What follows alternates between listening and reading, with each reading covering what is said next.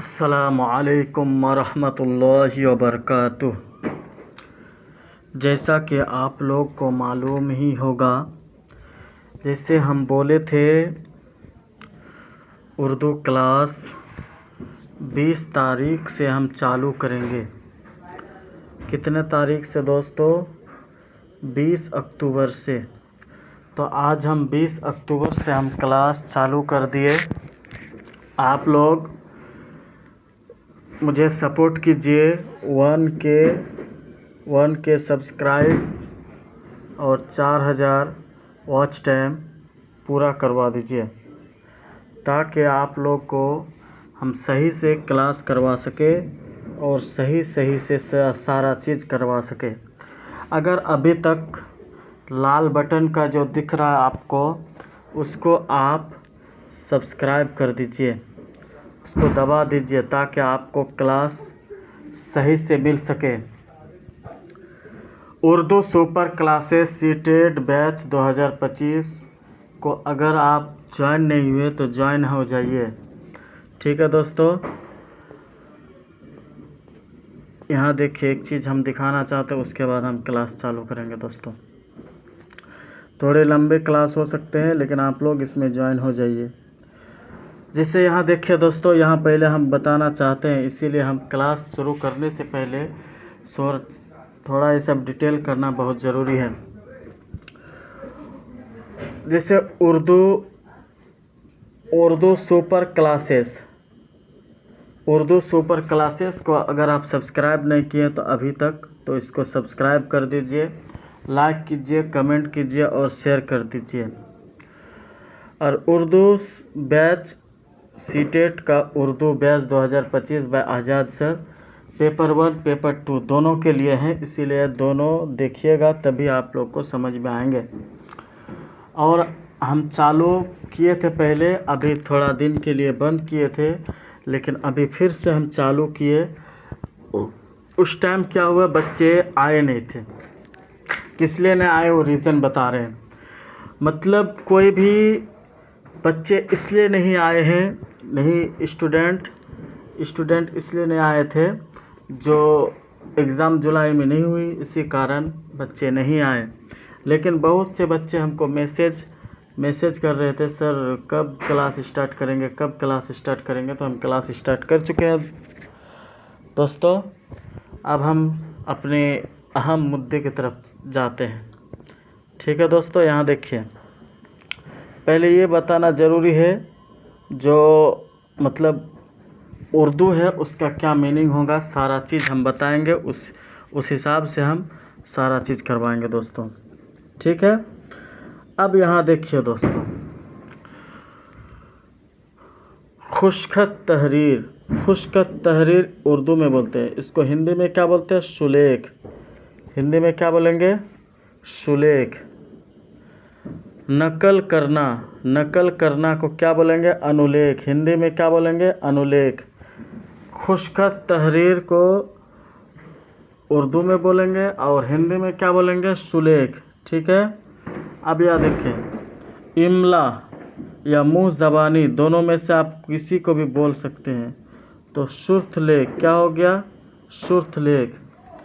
तदरीस व आमूजिसी मवाद क्या है? तदरीस व आमूजिसी मवाद, इसको हम क्या बोलेंगे? शिक्षक सहायक सामग्री। क्या है दोस्तों? तदरीसी व आमूजिसी मवाद को क्या बोलेंगे? शिक्षक सहायक सामग्री। और ताजिया क्या है? ताजिया, इसको क्या बोलेंगे? विश्लेषण। इसको क्या बोलेंगे हिंदी में? विश्लेषण। और तरगीब, इसको क्या बोलेंगे? तरगीब। और हिंदी में क्या बोलेंगे? संश्लेषण। इसको हिंदी में क्या बोलेंगे? संश्लेषण। और ये क्या है? इब्तदाई सतह। ये क्या है? इब्तदाई सतह। तो ये क्या है? प्राथमिक स्तर। ये क्या दोस्तों? प्राथमिक स्तर। ये क्या है? रवायती। ये क्या है? रवायती। और हिंदी में क्या हो गया? संस्कृति। और ये क्या है? कौमी दर्शियात का खाका। कौमी दर्शियात का खाका, इसको हिंदी में क्या बोलेंगे? राष्ट्रीय पाठ्यचर्या की रूपरेखा, राष्ट्रीय पाठ्यचर्या की रूपरेखा। ठीक है। सेह लिसानी फार्मूला, क्या है ये? सेह लिसानी फार्मूला, इसको हम क्या बोलेंगे? त्रिभाषा सूत्र। हिंदी में क्या बोलेंगे? त्रिभाषा सूत्र। सेह लिसानी यानी दो से अधिक ज़बान को मिलाकर जो ज़बान लिखी जाती है उसको सेह लिसानी ज़बान बोले जाते हैं, यानी त्रिभाषा सूत्र। साबिका मालूमात, क्या है? साबिका मालूमात, इसको क्या बोलेंगे? पूर्व ज्ञान। इसको क्या बोलेंगे दोस्तों? पूर्व ज्ञान। मादरी ज़बान, ये क्या है? मादरी ज़बान, इसको हिंदी में क्या बोलेंगे? मातृभाषा। म्यारी ज़बान, ये क्या है? म्यारी ज़बान, इसको हिंदी में क्या बोलेंगे? मानक भाषा। ठीक है। महारत, इसको क्या बोलेंगे? महारत उर्दू में, और हिंदी में क्या बोलेंगे? कौशल। फटाके की आवाज़ हो सकते हैं दोस्तों, क्योंकि इधर थोड़ा वो लोग का भी त्यौहार है तो वो लोग भी त्यौहार मना रहे हैं, लेकिन आप लोग का क्लास ये नहीं होगा। ठीक है दोस्तों। और यहाँ देखिए तकलीद, ये क्या है? तकलीद, हिंदी में क्या हो गया? अनुकरण। कवाइद, और हिंदी में क्या हो गया? व्याकरण। ठीक है दोस्तों। अब आगे चलते हैं। पहले हम बता देते हैं किसका कौन मीनिंग होगा, तब हम आगे जाएंगे।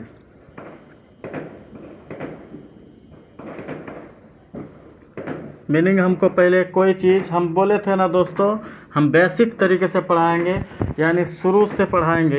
ये नहीं जो हम आपको एकदम उठा के लेके चले गए, आपको कुछ पता ही नहीं है, तो वैसा नहीं पढ़ाएंगे दोस्तों। ठीक है। अब यहाँ देखिए रस्मुल ख़त, ये क्या है? रस्मुल ख़त, इसको हिंदी में क्या बोलेंगे? लिपि। मुआशरा, उर्दू में बोलेंगे, हिंदी में क्या बोलेंगे? समाज। ठीक है। ज़बान की हुसूल, ज़बान की हुसूल पढ़ता है, हुसूल नहीं, ज़बान की हुसूल, हिंदी में क्या हो गया? भाषा अर्जन। हिंदी में क्या हो गया? भाषा अर्जन। और ये उर्दू में क्या हो गया? मुँह ज़बानी। हिंदी में क्या हो गया? मौखिक। हिंदी में क्या होगा? मौखिक। फ़रूग उर्दू में, और हिंदी में क्या हो गया? विकास। अज़ खुद अंदाज़ा कद्र उर्दू में होगा, हिंदी में क्या हो गया? स्वमूल्यांकन। क्या होगा दोस्तों? स्वमूल्यांकन। तख्लीकी महारत, ये क्या हो गया? उर्दू में, हिंदी में क्या हो गया? सृजनात्मकता। गैर मनुष लफ्ज़, क्या है? गैर मनुष लफ्ज़, हिंदी में क्या हो गया? अपरिचित शब्द। क्या है? अपरिचित शब्द। समई, ये क्या हो गया? समई उर्दू में, और हिंदी में श्रोता। मंसूबा सबक, हिंदी में क्या हो गया? पाठ योजना। नज़रअंदाज करना उर्दू में, और हिंदी में क्या हो गया? उपेक्षा करना। ठीक है दोस्तों। उम्मीद करना उर्दू में होगा, हिंदी में अपेक्षा। मश्क उर्दू में, और हिंदी में अभ्यास। सामाजिक तामुल उर्दू में होगा, हिंदी में क्या हो गया? सामाजिक अंतःक्रिया। ठीक है दोस्तों। अब आगे देखिए,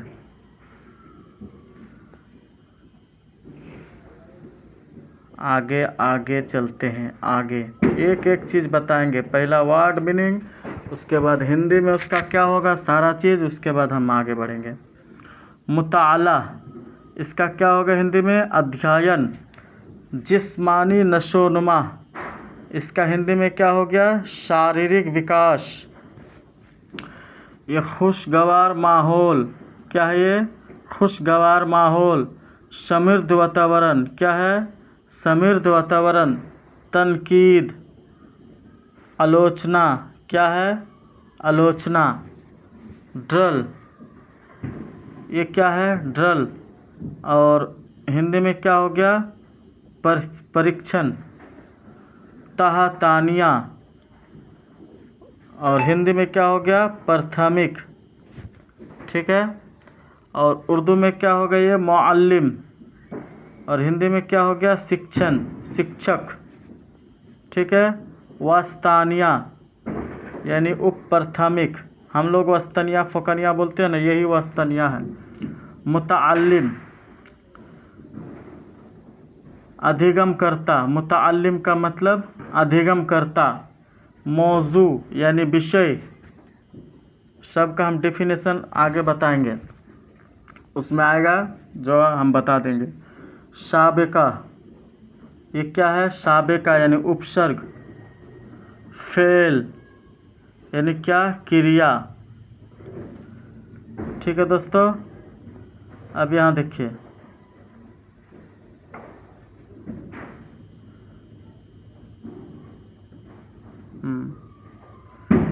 अब यहाँ देखिए लाहका का हिंदी क्या हो गया पर्तिया। मुतअल्लिक़ फेल यानी क्रिया विशेषण।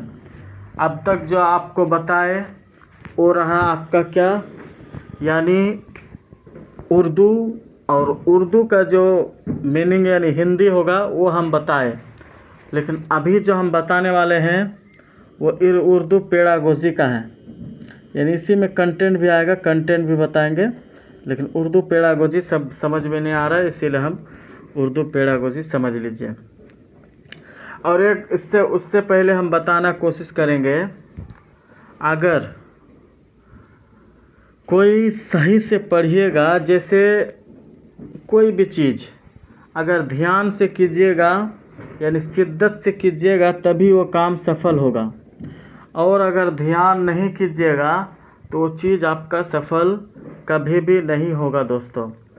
इसीलिए बहुत से मेरे फ्रेंड्स सर्कल में जितने भी हैं सब कोई बोलते हैं सर आप कब पढ़ाइएगा। तो हम सोचे, और जितना भी अदर भी है, मतलब बहुत से वैसे बच्चे हैं जो सर ऑफलाइन क्लास चालू कीजिए, ऑफलाइन क्लास भी चालू कर दिए हैं, अब ऑनलाइन क्लास भी चालू कर दिए हैं।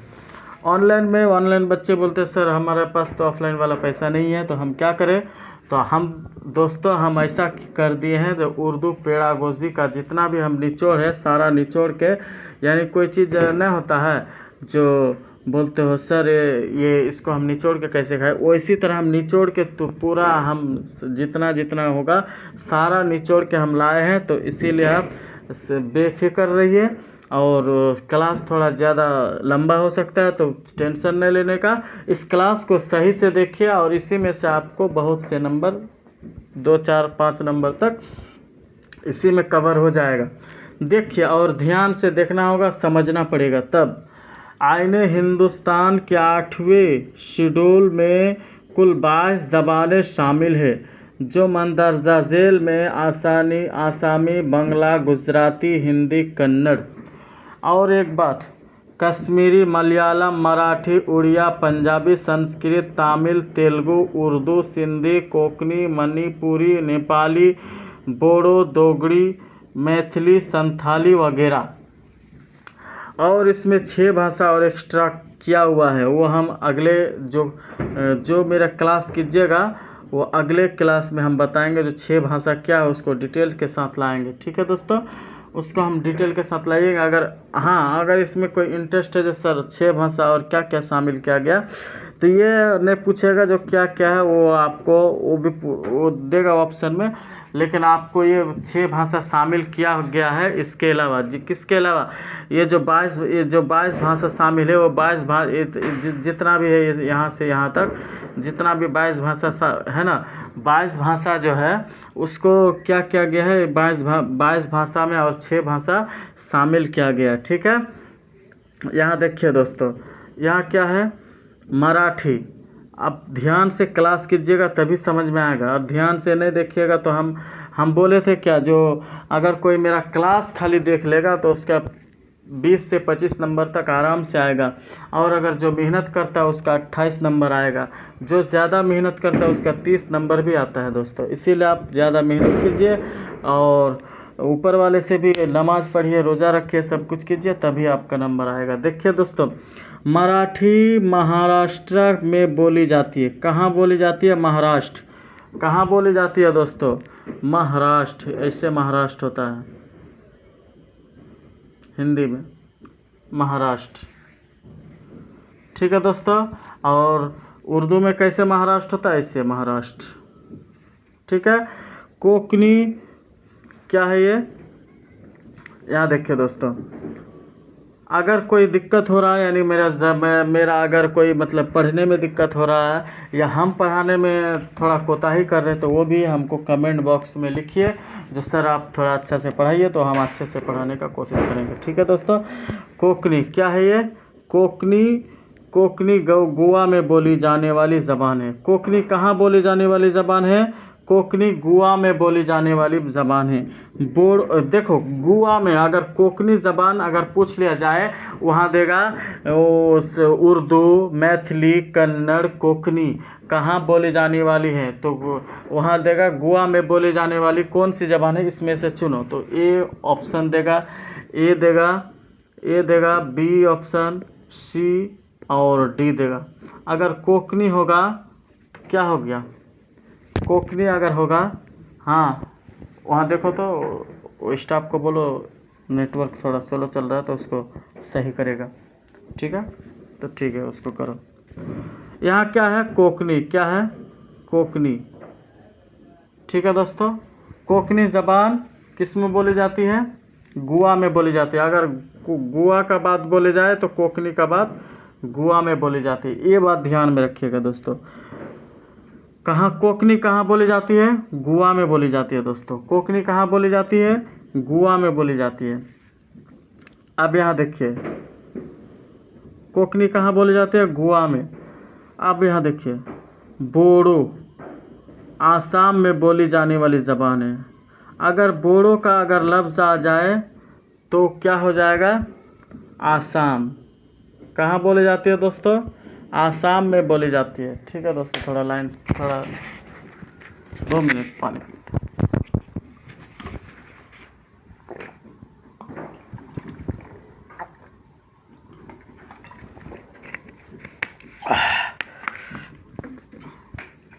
ठीक है, हम आ गए पानी पीने। ठीक है, यहाँ देखिए, बोडो कहाँ बोली जाती है? आसाम में बोली जाने वाली ज़बान है। आसाम में कौन ज़बान बोली जाती है? बोडो। ठीक है दोस्तों। अब यहाँ देखिए, आसाम में बोली जाने वाली ज़बान है। यूनियन की सरकारी ज़बान, यानी यूनियन की जो ज़बान है वो कौन सी ज़बान है वो बोलना है। यूनियन की सरकारी ज़बान, यानी अगर यहाँ पूछ लिया जाए एक सवाल में, जो यूनियन की सरकारी ज़बान से मुताल्लिक़ ज़ाब्ते हिंदुस्तानी आइन के जुज़ 17 में है।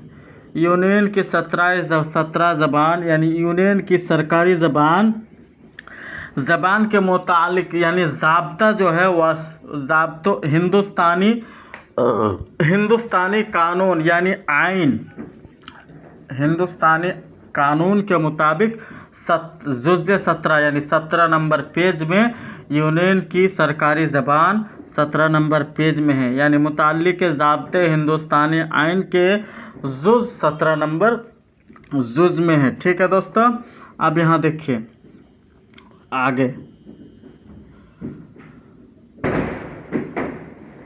आगे क्या बता रहे हैं।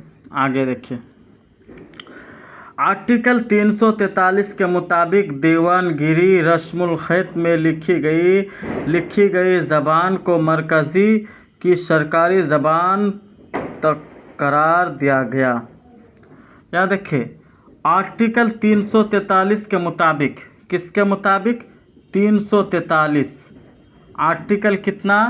343 के मुताबिक देवनागरी और रस्मुल ख़त में लिखी गई ज़बान को मरकज़ी सरकारी ज़बान करार दिया गया है।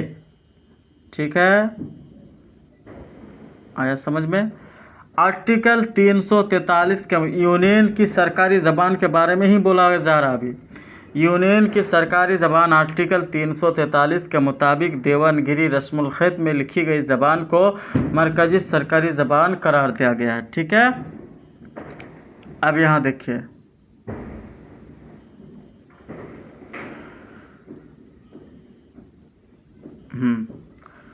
कदीम क्या है, कदीम कलिकी ज़बानें क्लासिकी ज़बानें और ज़बान है जिसकी अपनी तारीख़, आज़ाद कवायद और असल अदबी ज़ख़ीरा रखती हो। इसमें कुल 6 ज़बान शामिल की गई है। इसमें कितना ज़बान, 6 ज़बान शामिल किए गए। ठीक है, अब आगे देखिए, आगे क्या बोल रहा है। तमिल ज़बान 2000, इसमें से कुल 6 ज़बानें शामिल की गई है। ठीक है, तमिल ज़बान कितना में शामिल, ये याद रखने का चीज़ है। अगर कापी अगर लेके बैठे हैं तो ये आप कापी में उतार ले, तब अच्छा होगा, नहीं तो फिर आपका दिक्कत हो जाएगा। तमिल ज़बान कितना में, तमिल ज़बान 2004 से, तमिल ज़बान कितना से, 2004 से। संस्कृत ज़बान कितना से, 2005 से। तेलुगु ज़बान कितना से, 2008 से। ठीक है दोस्तों, कन्नड़ ज़बान कितना से, 2008 से। मलयालम ज़बान कितना से, 2013 से। ठीक है, और उड़िया ज़बान कितना से, यानी उड़िया ज़बान कितना से, 2014 से। दफ़ा 343 के मुताबिक आईन हिंदुस्तानी इस्तेमाल के लिए कहता है कि अंग्रेज़ी बतौर माविन सरकारी ज़बान है। अंग्रेज़ी क्या है, ये एक बोली जाने वाली ज़बान है हिंदुस्तान में, दूसरे नंबर पे है। यानी दफ़ा 343(2) के मुताबिक, दफ़ा 343(2) के मुताबिक क्या है, दफ़ा 343(2) के मुताबिक आईन हिंदुस्तानी इस्तेमाल के लिए कहता है कि अंग्रेज़ी क्या है, अंग्रेज़ी बतौर माविन सरकारी ज़बान है। क्या है, सरकारी ज़बान है दोस्तों। ठीक है, अब यहाँ देखिए, अब आगे चलते हैं। आगे क्या है, आगे बोल रहा है कुछ अहम निकात। हम अभी अहम जो हम पढ़ाएंगे वो ध्यान से देखिएगा, तभी समझ में आएगा।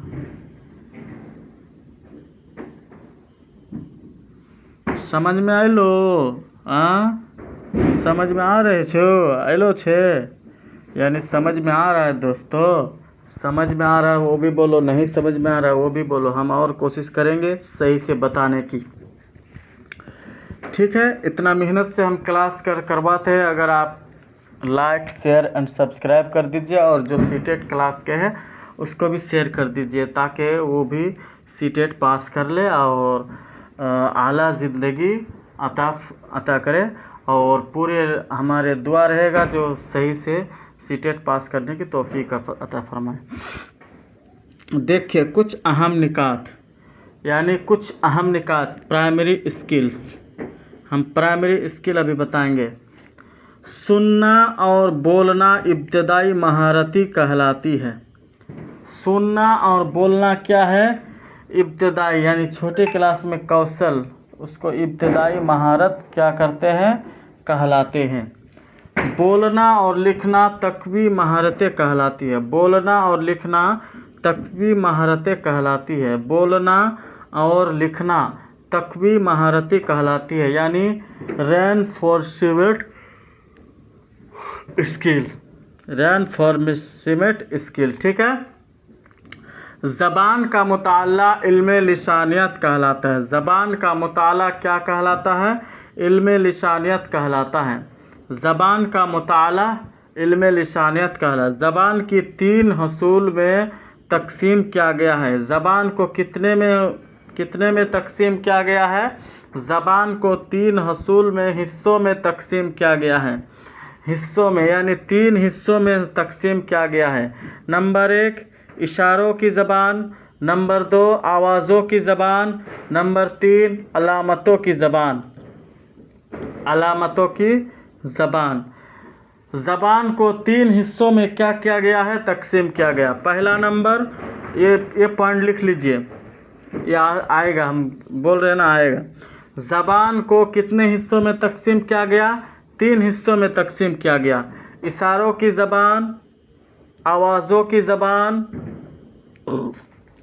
अलामतों की ज़बान।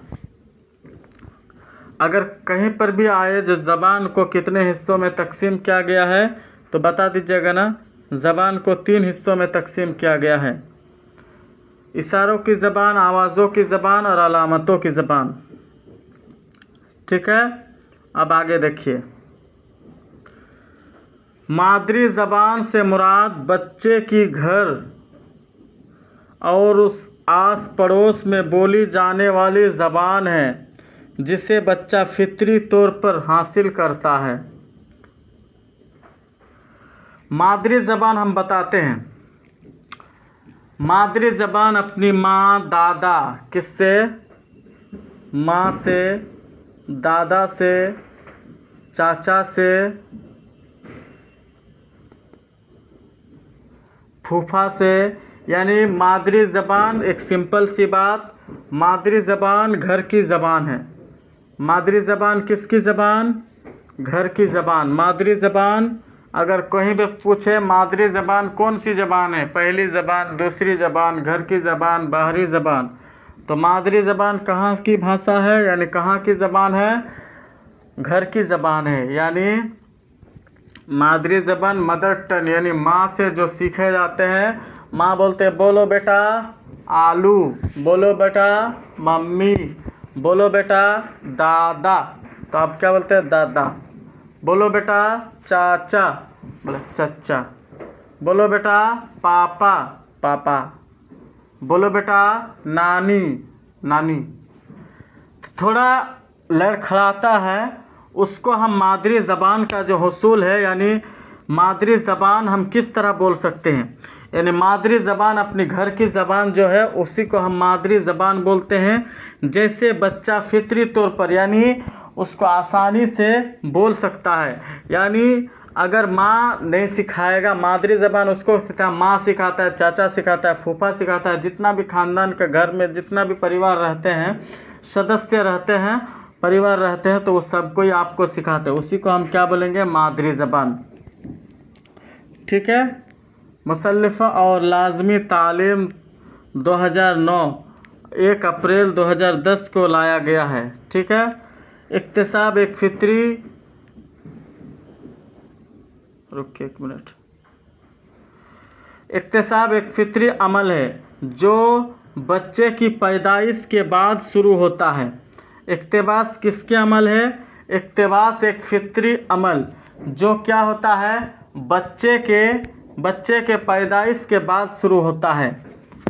अगर इक्तिबास पहले शुरू हो जाए, इक्तिबास एक फितरी अमल है जब बच्चा क्या होता है, माँ के गर्भ से, यानी माँ के पेट से, माँ के पेट से 280 दिन, तो 280 दिन रह के जब पेट से बाहर आते हैं तब उसको क्या होता है, एक फितरी क्या है, अमल है। तो इसी को हम क्या बोलेंगे, इक्तिसाब कहेंगे।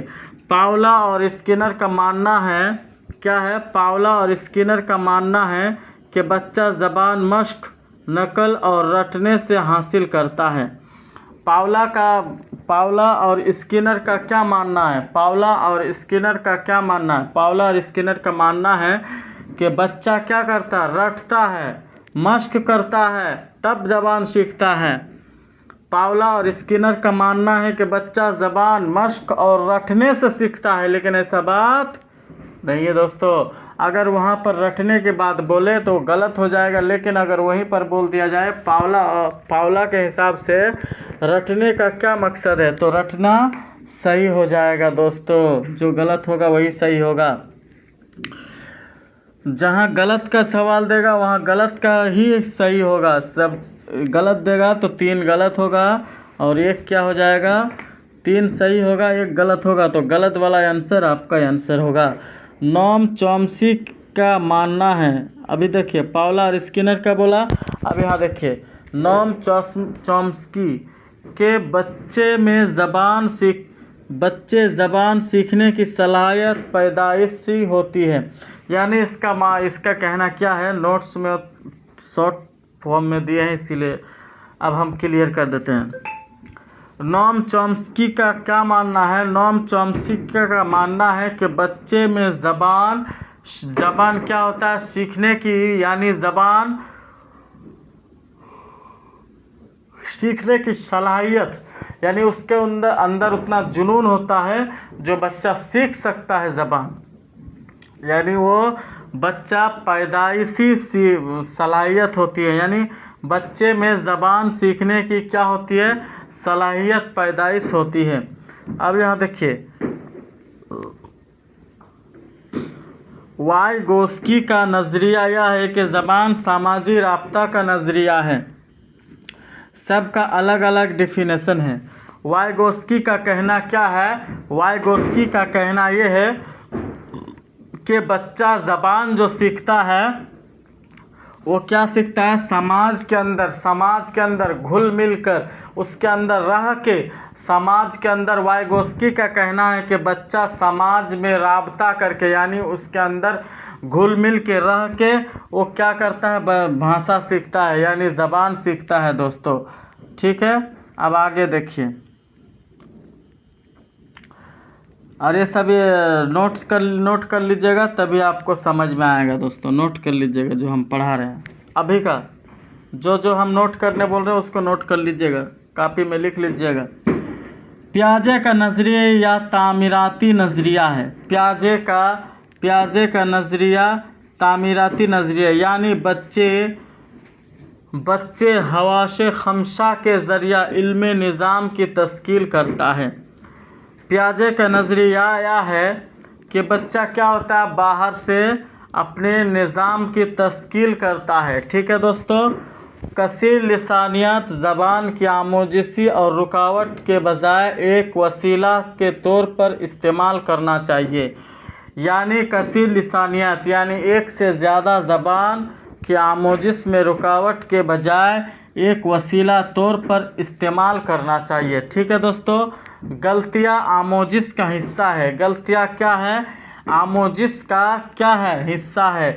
इसमें मुअल्लिम को हैरानी या नाराज़गी नहीं होनी चाहिए। बच्चे अगर गलती करता है तो वो सीखने के लिए ही गलती करता है। बच्चा पहले गलत करेगा तभी वो बच्चा क्या करेगा, सीखेगा। बच्चा अगर गलत नहीं करेगा तो बच्चा कैसे सीखेगा, बच्चा तब नहीं सीखेगा दोस्तों। बच्चा क्या होता है, गलत करके ही वो सीखता है। इसमें मुअल्लिम को हैरान या नाराज़गी नहीं होनी है। यानी कोई मुअल्लिम ऐसा होता है, यानी कोई शिक्षक टीचर ऐसे होते हैं जो बच्चे अगर गलत करेंगे उसको दिए धड़ाम से मार, तो ऐसे क्या करना है, मारना नहीं है दोस्तों, उसको प्यार से समझाना है। जो बाबू ये गलत नहीं करना चाहिए। कई बच्चा क्या करेगा, पप्पा अगर आएगा, पप्पा आप नहीं जाएगी, तो मम्मी क्या बोलेगा, नहीं बाबू। पप्पा को बोलना क्या है, पप्पा अगर लड़का जो फुल पैंट पहन के रहेगा उसको बोलना गया, जो जीन्स साड़ी पहनी रहेगी उसको बोलोगे गई। तो उसी हिसाब से एक दिन उसका क्या आया, आंटी आई।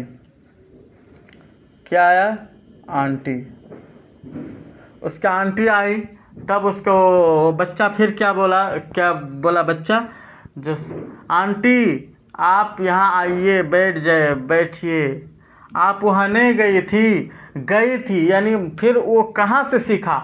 बच्चा को तो ये बाप और माँ के बारे में बताया गया, उसको तो ये नहीं बताया गया चच्ची आया, फूफी आया, दादी आई, फूफी आई, दादी आई, चाची आई, दादा आया, चचा आया, ये सब बोला है नहीं। तो वो क्या होता है, ज़बान की जामों से बच्चा क्या करता, पहला गलत करेगा, गलत करने के बाद ही वो ज़बान को क्या करता है, सीखता है दोस्तों।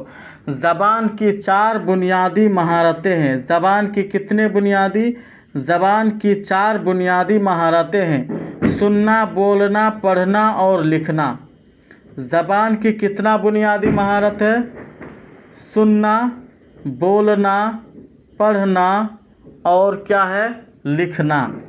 ज़बान ज़बान की क्या है? ज़बान की 4 बुनियादी महारतें हैं: सुनना, बोलना, पढ़ना और लिखना। अगर कुछ समझ में नहीं आया होगा तो हमको कमेंट कीजिएगा, फिर हम कोशिश करेंगे वो चीज़ को बताने की। ठीक है दोस्तों, यहाँ देखिए, तहसील क्या है? तहसील अख़ज़ी महारत, तहसीली अख़ज़ी महारत यानी सुनना और पढ़ना क्या है? तहसीली अख़ज़ी महारत। तख्लीकी तामीरी महारत, तख्लीकी तामीरी महारत, बोलना और लिखना। ठीक है, तख्लीकी तामीरी महारत, बोलना और लिखना। इस्तिखराजी क्या है? इस्तिखराजी तरीका, इस्तिखराजी तरीका उसको कदीम तरीका भी कहा जाता है। पहले उसूल पर फिर मिसालें, यानी इस्तिखराजी तरीका पुराने ज़माने में जब एक मिसाल देते हैं, एक दादा बैठा हुआ है और एक अभी का 2020 का एगो लड़का बैठा हुआ है। जो दादा है वो सोचेगा जो कोई आए बैठे बातचीत करे, मेरे साथ बैठ के कोई बातचीत करे, लेकिन वो जो उसका पोता बैठा हुआ है वो सोच रहा है दो क्या बात करेंगे, फ्री फायर खेलते हैं। क्या खेलते हैं? फ्री फायर, नहीं फ्री फायर मैं नहीं खेलता हूँ, मुझे होता भी नहीं है उतना अच्छा से। तो इस्तिखराजी तरीका उसको कदीम तरीका भी कहा जाता है। पहले उसूल फिर क्या होता है? मिसालें। पहले आपका उसूल होगा, उसके बाद मिसालें। और यहाँ देखिए, इस्तिक़राई तरीका, इस्तिक़राई तरीका किसको कहेंगे? इस्तिक़राई तरीका उसको जदीद तरीका भी कहा जाता है। उसको क्या कहा जाता है? इस्तिक़राई तरीका उसको क्या कहता है? नया तरीका भी कहता है। पहले मिसाल फिर उसूल। और इस्तिख़राजी तरीका क्या? पहले उसूल यानी पहला कानून, उसके बाद क्या? मिसालें। और इस्तिक़राई तरीका में क्या है? पहला मिसाल, उसके बाद फिर उसूल। और इस्तिक़राई में क्या है? पहले उसूल, उसके बाद मिसाल। और इसमें क्या है? पहले मिसाल, उसके बाद उसूल। ठीक है। कसीर लिसानियत, जमात में हर बच्चे की ज़बान को अहमियत दी जाती है। कसीर लिसानियत, जब बच्चा ज़बान बोलने का कोशिश करे तो उसकी ज़बान को भी क्या किया जाए? अगर किसी को बोल दिया जाए जो गाय पर लेख लिखिए, तो वो अगर बोलेगा गाय का 2 आँख होता है, गाय का 4 पैर होती है, गाय पालतू जानवर है, गाय दूध देती है, तो ये अगर बोलेगा तो अगर कोई गलती कर देगा जो गाय का 3 पैर होता है, गाय का 1 आँख होता है, तो उसमें हंसना नहीं है। उसमें बच्चे का क्या करना है? सपोर्ट करना है। बच्चे का क्या करना है? सपोर्ट करना है। उसको सपोर्ट कीजिएगा तभी वो बच्चा सही से सीख पाएगा। अब यहाँ देखिए, पहली ज़बान किसको बोलते हैं, दूसरी ज़बान किसको बोलते हैं? पहली ज़बान से मुराद मादरी ज़बान होता है। पहली ज़बान अगर कोई बोल दिया जाए तो यानी मादरी ज़बान, यानी घर की ज़बान बोलिए या माँ की ज़बान, जिस तरह आप याद रख सकते हैं। मादरी ज़बान याद रखिए या घर की ज़बान याद रखिए या माँ की ज़बान याद रखिए। ठीक है। दूसरी ज़बान शानवी ज़बान से मुराद मियारी ज़बान होता है। ठीक है। बरकश तालबअलों का अंदाज़ा कद्र करने का एक आला होता है। अब आगे देखिए,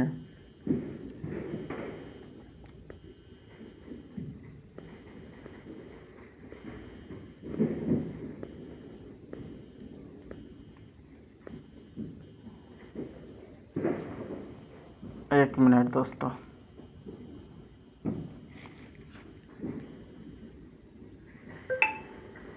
वो देख रहे हैं जो किसी को कोई चीज़ छूटा तो नहीं है। छूटना नहीं चाहिए दोस्तों, कोई भी चीज़ हो छूटना नहीं चाहिए, वही देख रहे हैं। चलो ठीक है। ठीक है सर। इसका फोल्डिंग किसको कहेंगे? इसका फोल्डिंग हम किस चीज़ को कहेंगे? किसी काम को करने में तालिब इल्म की मदद करना ही इसका फोल्डिंग कहलाता है। यानी कोई काम करेगा स्टूडेंट, तालिब इल्म किसको कहेंगे? स्टूडेंट को, यानी विद्यार्थी को। किसी काम को करने में तालिब इल्म की मदद करना ही क्या होता है? इसका फोल्डिंग। जैसे साइकिल चलाने में मदद लेना, इसका फोल्डिंग आर्जी होता है। और जो कुछ वक्त के बाद ख़त्म होता है, यह नज़रिया वाइगोस्की का है। जो कुछ क्या होता है,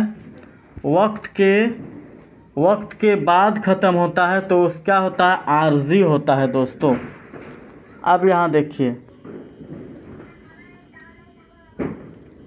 तालीम का हक किसका है वो हम बता रहे हैं। तालीम का हक कितना में चालू किया गया है? 2009। अगस्त 2009 में पार्लियामेंट में मंजूर होने के बाद 1 अप्रैल 2010 से मुल्क भर में जमातों और कश्मीरों में वक्त छोड़कर नाफिल हुआ। इसके लिए हिंदुस्तानी आइन में 6 से 14 साल की उम्र के बच्चों को पहली 8वीं जमात तक मुफ्त और लाजमी तालीम ताइन करना है। हिंदुस्तानी आइन का दस्तूर का आर्टिकल 250 बच्चों को मादरी ज़बान में तालीम देने का हक देता है। आर्टिकल कितना? 250 में बच्चों को मादरी ज़बान में तालीम देने का क्या करता है? हक देता है दोस्तों। क्या करता है? हक देता है। तमाम सरकारी स्कूल में एलिमेंट्री एजुकेशन मुफ्त होगी।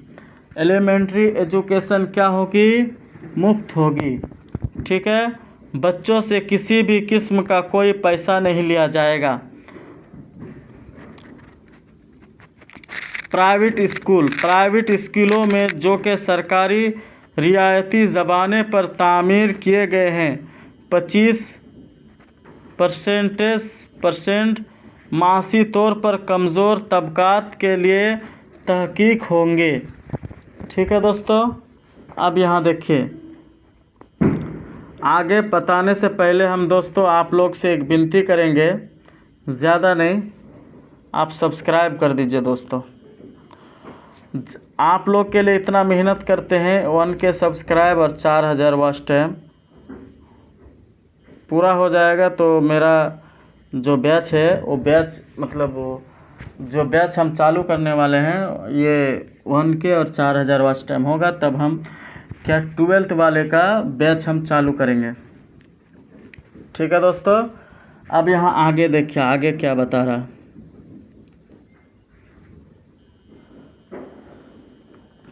आप सब्सक्राइब कर दीजिए। दाखिला के वक्त कोई भी टेस्ट या दाखिला इम्तिहान नहीं लिया जाएगा। यानी एडमिशन क्या होता है? बच्चे का अगर आप एडमिशन लेते हैं तो उसका कोई भी टेस्ट नहीं लिया जाएगा। अगर बच्चा स्कूल में एडमिशन लेता है तो सरकारी स्कूल में उसका कोई भी टेस्ट नहीं लिया जाएगा। माजूर तालबा, यानी तालबा हम बताए स्टूडेंट, ठीक है, कि स्कूल तक आमद व रफ़त की ज़िम्मेदारी हुकूमत की गई है। ठीक है दोस्तों। यहाँ देखिए, सही भी बच्चे को जिस्मानी, ज़हनी और जज्बाती तौर पर सज़ा नहीं दी जाती है। ज़हनी यानी क्या? सभी बच्चे को जिस्मानी, ज़हनी और जज्बाती तौर पर क्या सज़ा नहीं दी जाती है। तालबा और उस्ताद का तनासब प्राइमरी सतह पर 1 से 1.5 यानी एक मुअल्लिम पर 30 बच्चे और मिडिल सतह पर 1 से 35 यानी एक मुअल्लिम पर 35 बच्चे होंगे। 8वीं जमात तक किसी भी तालिब इल्म को फेल नहीं किया जाएगा। यानी अगर आप 1 से 8 क्लास तक में हैं, यानी कोई भी तालिब इल्म, कोई भी स्टूडेंट, कोई भी कुछ अगर हो तो उसको क्या किया जाएगा, 1 से 8 क्लास तक के बच्चों को फेल नहीं आप कर सकते हैं, उसको फेल नहीं किया जाएगा। यानी उसको फेल आप नहीं कर सकते हैं, यानी उसको फेल नहीं करना है दोस्तों।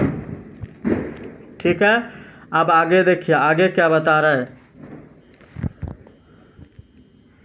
8वीं जमात तक, ठीक है, और साल से ज़्यादा उम्र,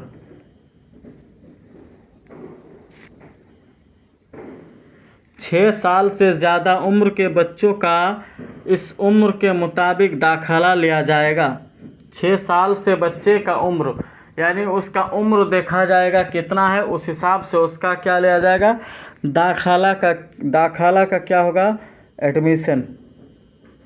अगर आप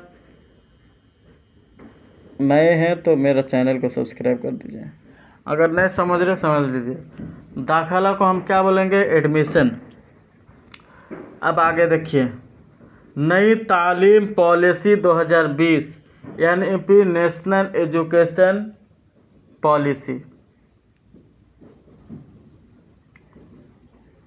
ठीक है, अब यहाँ देखिए,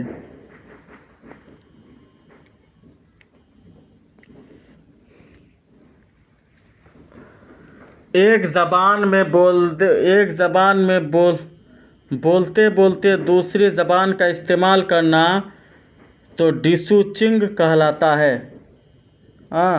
जैसे ओपन द डोर, दरवाज़ा खोलो।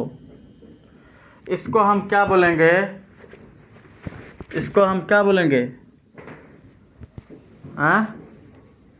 Code switching. इसको हम क्या बोलेंगे, कोड स्विचिंग। यानी ओपन द डोर, दरवाज़ा खोलो। कोड स्विचिंग जिसमें कोड छुपा हुआ हो। और कोड मिक्सिंग, यानी कोड स्विचिंग यानी उसमें कोई वैसा इस्तेमाल किया जाए जैसे ओपन द डोर। ठीक है, कोड स्विचिंग, कोड मिक्सिंग में अक्सर बोलते वक्त 2 ज़बानों का इस्तेमाल करते हैं। कितने ज़बान के, कोड मिक्सिंग का अगर बात किया जाए तो 2 ज़बान का इस्तेमाल किया जाता है।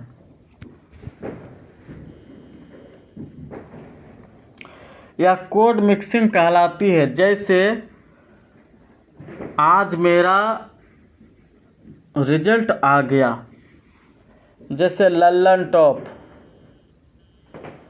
एक है ना,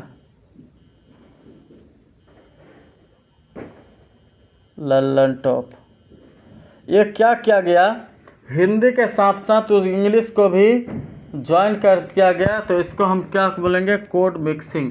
यानी 2 ज़बान को मिलाकर जो लिखा जाए तो उसको हम क्या बोलेंगे, कोड मिक्सिंग।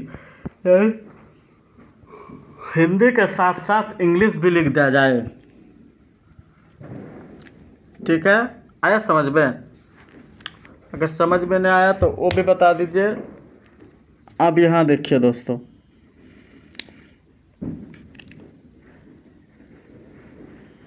इतना समझ में आ गया ना दोस्तों। आगे देखिए,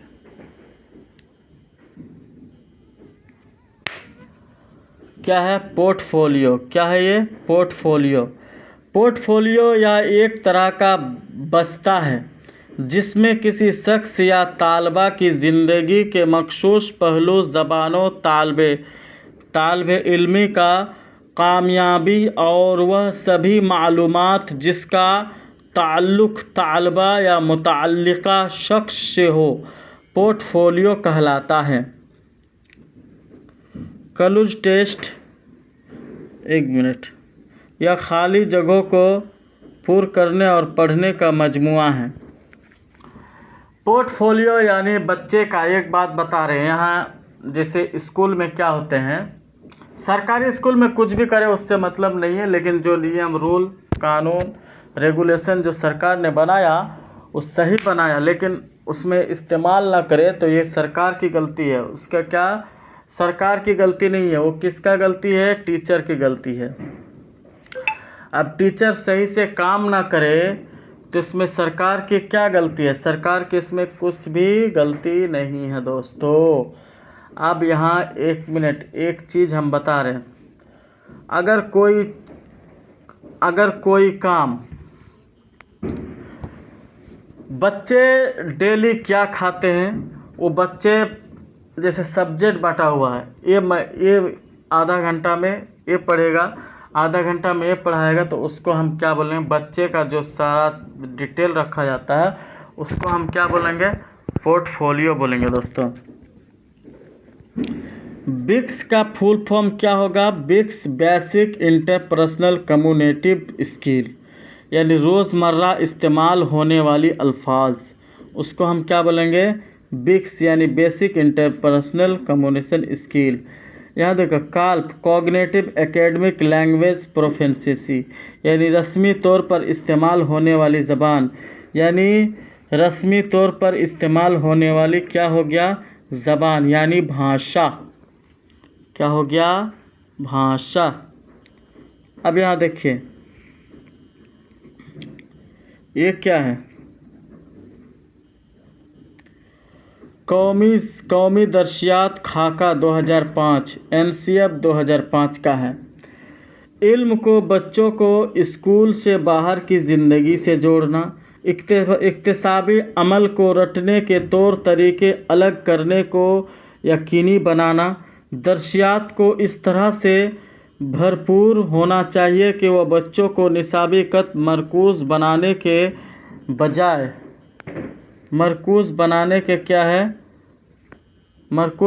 के बजाय इनमें हमेशा जहद तरक्की का मौका फराहम करना। कौमी दर्शियात का खाका 2005 के ख्याल ये है कि बच्चे अपने इल्म की तश्कील खुद करते हैं। यह तभी हकीकत बन सकता है जब बच्चे को मादरी ज़बान में इजहार व तकफ़्फ़ुर फ़िक्र करने की आज़ादी दी जाए। मुल्क में शेह लिसानी फार्मूला को फ़रोग़ दिया जाए। ठीक है दोस्तों, अब आगे देखिए, आगे क्या है?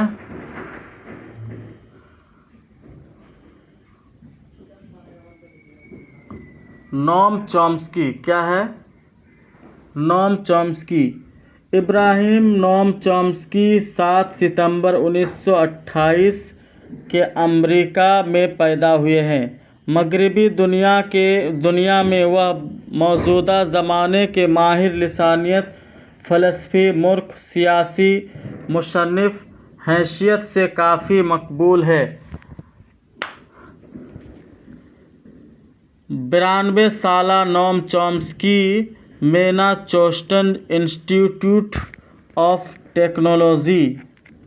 टेक्नोलॉजी के साबिका लिसानियत के सबकदोस प्रोफेसर है। इस इदारे से तकरीबन 50 सालों तक वाबस्ता रहते हैं और अपनी खिदमत अंजाम दे चुके हैं। ठीक है। इनका मानना है कि हर बच्चा ज़बान सीखने की सलाहियत लेकर पैदा होता है। इंसान पैदाइशी तौर पर ज़बान सीखने की उस्ताद के साथ पैदा होता है, इस्तिताअत के साथ पैदा होता है। ठीक है। इसका मतलब यह नहीं कि ज़बान की तहसील तवाशरी तौर पर होती है, बल्कि चॉम्स्की का नज़रिया यह है कि ज़बान सीखने की इस्तिताअत के साथ पैदा होता है और उस इस्तिताअत की माविनियत और वह माहौल में रहकर ज़बान को सीखता है। एक बात बताते हैं दोस्तों, ज़बान नोम चॉम्स्की का क्या मानना है? नोम चॉम्स्की का मानना है कि ज़बान क्या होता है? बच्चे ज़बान सीखने की सलाहियत लेकर पैदा होते हैं दोस्तों, और बच्चा जो सीखता है वो क्या करता है? ज़बान जो सीखता है वो सलाहियत लेकर पैदा होता है। ज़बान सीखने की सलाहियत को क्या करता है? लेकर पैदा होता है दोस्तों। उसको हम क्या बोलते हैं? नोम चॉम्स्की बोलेंगे। ठीक है। अब आगे देखिए, पियाजे का क्या कहना है? नोम चॉम्स्की का जो कहना है। अब पियाजे का देखिए, पियाजे क्या बोल रहा है।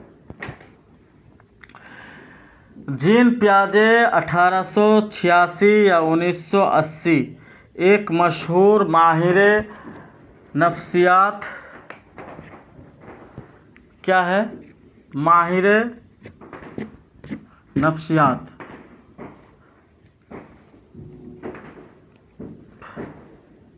प्यास लग रहा था।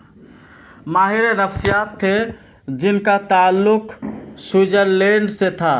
वह इल्म अल-हयानात में तरबियत याफ्ता थे। ठीक है। ज़बान दीगर वफ़ाती निज़ामों की तरह गर्दोपेश के साथ तामील का नतीजा में नशोनुमा पाती है। ठीक है। पियाजे का नज़रिया है कि तामीराती जिसके मुताबिक ज़बान बच्चा हवासे खमसा के ज़रिया इल्म निज़ाम की तश्कील करता है। वाइगोस्की 1896, यानी हम खाली पढ़ देते हैं क्योंकि हम आगे तो पढ़ाए हैं, इसीलिए इसको खाली पढ़ देते हैं। ठीक है। 1896 से 1934 का शुमार साबिका नफ्सियात में एक तश्कीली मुकफ़िर के तौर पर किया गया है। इसका ताल्लुक़ रूस से था। उन्होंने इंसानी सकाफ़त और हयाती समाज नशोनुमा का नज़रिया यह पेश किया, जबकि वाइगोस्की के मुताबिक ज़बान समाजी राबता का नतीजा है। क्या है?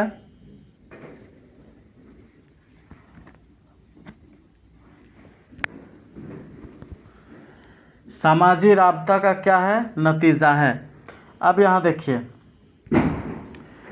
ज़बान की नशोनुमा के दौरान बच्चा दो तरह के बोली बोलता है, एक अनापरस्त और दूसरी समाजी।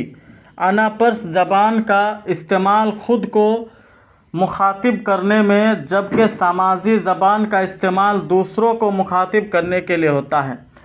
यानी अनापरस्त ज़बान हम बोलेंगे मैं ये काम करूँगा, मैं उस लड़का को मारूँगा, तो ये अनापरस्त। और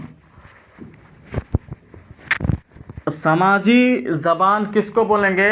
यानी दूसरों के भलाई के बारे में कुछ बात बोलना।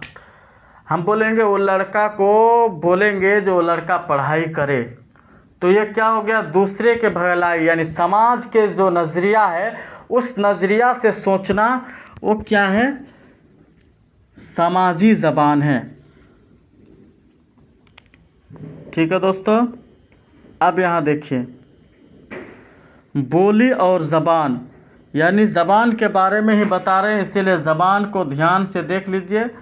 और देखिए, बोली और ज़बान, दर हकीकत बोली ज़बान में कोई बुनियादी फ़र्क नहीं है, क्योंकि दूसरों का इस्तेमाल एक ही तरह से किया जाता है। लेकिन बोली ज़बान के मुकाबले एक छोटे इलाके या किसी मखसूस गिरोह के दरमियान बोली जाती है। बोली की कोई तहरीरी शक्ल नहीं होती और इसकी कोई मुनज़्ज़म शक्ल और ज़वाबित नहीं होते। इसमें अक्सर तब्दीलियाँ आती रहती है, जबकि ज़बान एक वसी तर नज़रिया है। ज़बान के मुतअय्यना उसूल व ज़वाबित होते हैं। इसके मियारी और तहरीरी शक्ल होती है। इसका हालका वसी तर होता है। ज़बान क्या है? यहाँ देखिए, बोली और ज़बान को क्या बोला जाता है, इतना में हम बता दिए। और समझ में नहीं आएगा तो कमेंट कीजिएगा, इसको भी हम और सही से। पहले हम ज़बान के बारे में ही बोल रहे हैं, इसीलिए उतना पढ़ दिए। अब समझ लीजिए, और नहीं समझ में आया तो कमेंट कीजिएगा। ज़बान क्या है?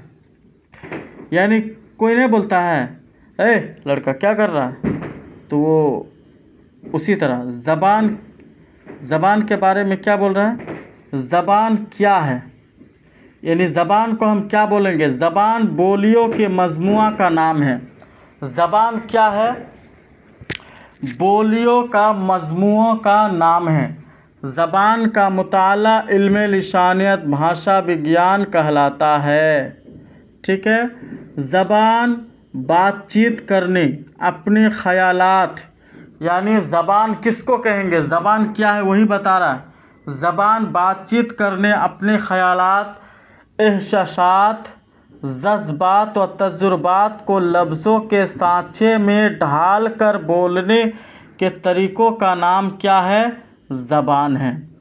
ज़बान इंसान के ख़यालात, जज्बात, एहसासात और ज़रूरियात की तरसील का वसीला है। समाजी तामुलात का नतीजा यह है कि ज़बान का मुताला इल्म लिसानियत कहलाता है। ज़बान का मुताला क्या कहलाता है, इल्म लिसानियत। अब आगे देखिए, ज़बान की कितने किस्में हैं, ज़बान की 3 किस्में हैं। कितने किस्म, 3 किस्म। ज़बान की कितने किस्म, 3 किस्म। इशारों की ज़बान, ये पहले भी बताए, आवाज़ों की ज़बान, अलामतों की ज़बान। इशारों की ज़बान जब हम अपने जिस्म के आज़ा के हरकत के ज़रिए अपने एहसासात व जज्बात और ख़यालात को दूसरों तक पहुँचाते हैं तो उसे हम इशारा कहते हैं। यह मरहला ज़बान की नशोनुमा का पहला मरहला है। इसका इस्तेमाल ज़माना कदीम से होता आ रहा है, बल्कि माहिर लिसानियत का मानना ये है कि इशारों की ज़बान आवाज़ों की ज़बान से कम व बेश 10 लाख साल पुरानी है। कितने लाख साल, 10 लाख साल। हम बताए थे ना दोस्तों, जो हम आगे आपको बताएंगे और डिटेल के साथ, उसी तरह हम डिटेल के साथ बताते हैं आपको। जो वैसा अहम चीज़ है जो उसको हम दोबारा उसको अच्छा से एक बार उसको ये बता दिया और कुछ देर बाद हम बता देते। तो जो क्लास करते हैं, और अगर सब्सक्राइब नहीं किए हैं दोस्तों तो सब्सक्राइब कर दीजिए, लाइक कीजिए, कमेंट कीजिए, शेयर कर दीजिए और अपने दोस्तों को शेयर कीजिए। ठीक है दोस्तों, 1 मिनट।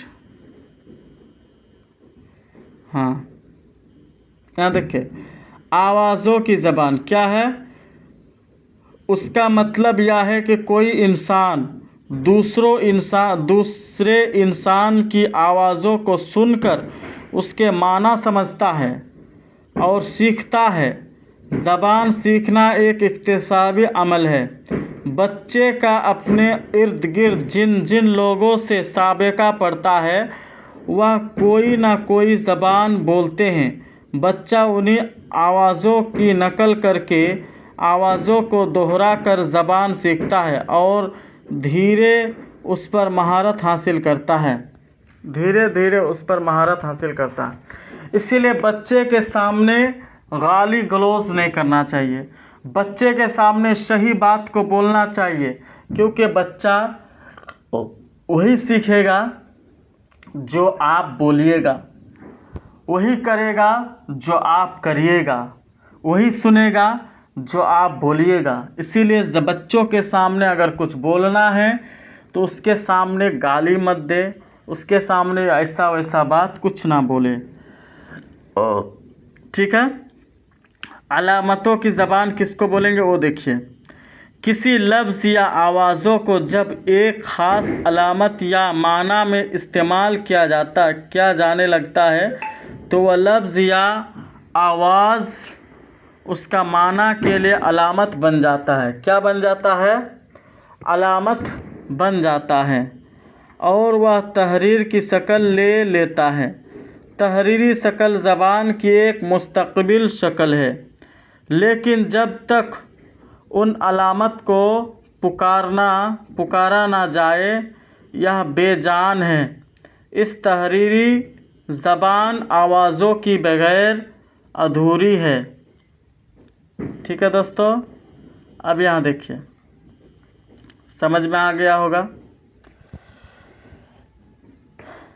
आया ना समझ में? और 1 मिनट। अब ज़बान की आमोजिश और इक्तिसाब क्या है? ज़बान की क्या है? आमोजिश और क्या है? इक्तिसाब। तजुर्बात की बुनियाद पर बर्ताव में आने वाली नस्बतन मुस्तक़बिल तब्दीली को आमोजिश कहा जाता है, जबकि इक्तिसाब एक फितरी अमल है। यह अमल पैदाइश के बाद से ही शुरू हो जाता है और हर बच्चा तकरीबन 4 साल की उम्र तक अपनी मादरी ज़बान का इक्तिसाब कर लेता है। अक्सर बच्चे स्कूल आने से कबल एक साल एक से ज़्यादा ज़बान सीखने लगते हैं, और जब कोई बच्चा पहली बार स्कूल में दाखिल होता है तो वह तकरीबन 5000 अल्फाज जानता है। मादरी ज़बान गैर रस्मी और फितरी तौर पर माहौलियत राबता से हासिल किया जाता है, जबकि दीगर ज़बानों को बाकायदगी के साथ रस्मी तौर पर सिखाया जाता है।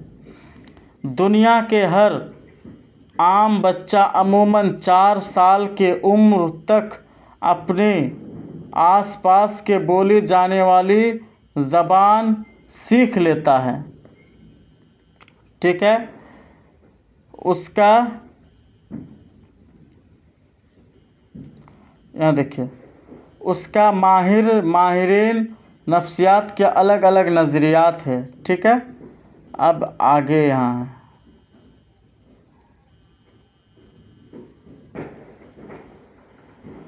पावला और स्किनर का नज़रिया। स्किनर 2002 से 1990 एक अमरीकी माहिर नफ्सियात थे। उन्होंने इक़्तिबास का अमल मशरूत नज़रिया पेश किया। उनका मानना है कि ज़बान का सीखना महज मुहर्रिक और जवाब के दरमियान ताल्लुक़ है, जो कि मश्क, नकल और रटने से हासिल हो। ये क्या है? नई तालीमी पॉलिसी 2020 के मुताबिक तालीम 3 साल की उम्र से शुरू होगी। नई तालीम पॉलिसी के मकसद 3 से 18 साल की उम्र के बच्चों के लिए तालीम का हक़ फ़रोग़ देना। नई तालीम पॉलिसी के तहत 10 से 12 का ढांचा मुकम्मल तौर पर ख़त्म कर दिया गया। अब 4+3+3+5 के मुताबिक स्कूल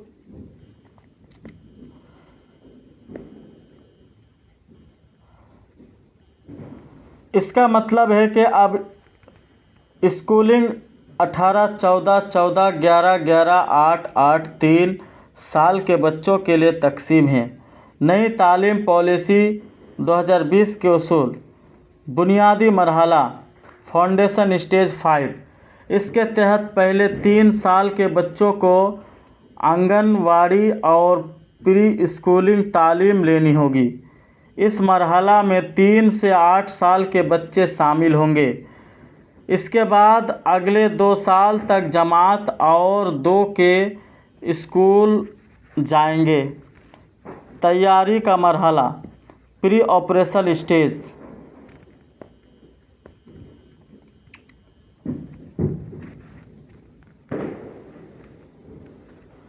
ठीक है दोस्तों, इस मरहला में क्लास 4 से 5 तक की पढ़ाई होगी। ध्यान से देखिए दोस्तों, जो हम बता रहे हैं, नहीं तो बाद में पछताइएगा, सर तो पढ़ा दिए लेकिन हम ही लोग ध्यान नहीं दिए थे, नंबर कम आया।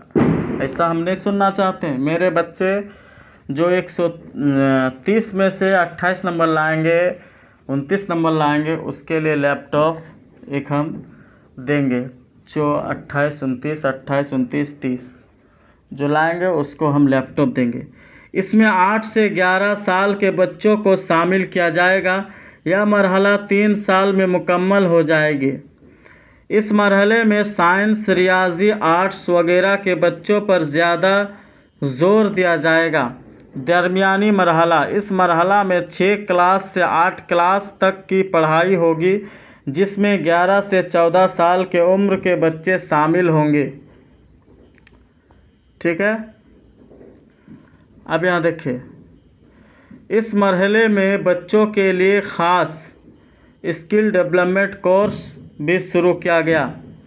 सेकेंडरी मरहला, इस मरहला में क्लास 9 से क्लास 12 तक पढ़ाई होगी, जिसमें 14 से 18 साल तक की उम्र के बच्चों को शामिल किया जाएगा। अब एक देखिए, अगर मेरा क्लास अच्छा लगा तो लाइक शेयर एंड सब्सक्राइब कर दीजिए।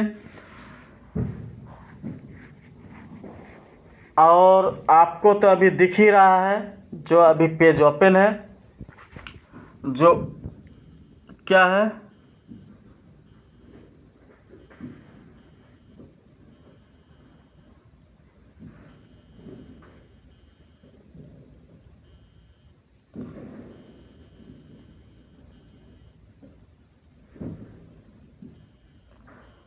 ये क्या है, उर्दू सुपर क्लासेस। ये मेरा चैनल है, इसको आप क्या कीजिए, सब्सक्राइब कर दीजिए। ये इसको देखने मिल रहा है उर्दू सुपर क्लासेस, इसको आप क्या कर दीजिए, सब्सक्राइब कर दीजिए। और उर्दू सीटेट उर्दू बैच 2025 इसको ज्वाइन कर लीजिए, फ्री ज्वाइन है, इसमें पैसा नहीं लगेगा। उर्दू में खाली सब्सक्राइब कर दीजिएगा तो ज्वाइन मतलब हो गया। ठीक है, बाय आज़ाद सर, यानी टीचर का नाम है। और पेपर 1 और पेपर 2, 1 और 2 दोनों के लिए हैं। ठीक है, और 20 अक्टूबर 2025 शुरू हो चुका है, अब शुरू हो ही गया है। और अगर अभी तक अगर सब्सक्राइब नहीं किए हैं तो उर्दू सुपर क्लासेस को सब्सक्राइब कर दीजिए और अपने दोस्तों को शेयर करना ना भूलें, शेयर कर दीजिएगा। सब्सक्राइब और शेयर और लाइक का बटन दबा दीजिए। ठीक है, थैंक्स। हम अगले क्लास में आपसे मिलते हैं।